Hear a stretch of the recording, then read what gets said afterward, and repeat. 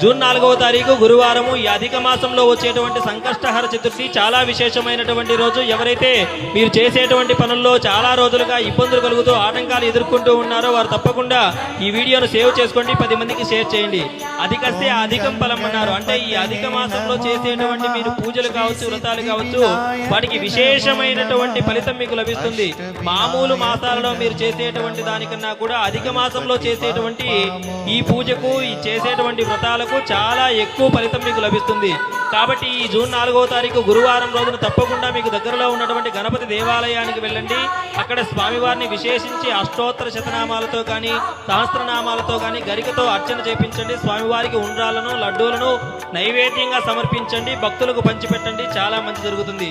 ఓం గం గణపతయే నమః అనేటువంటి మంత్రాన్ని మీకు వీలైనన్ని సార్లు చెప్పించండి, చాలా మంచిది.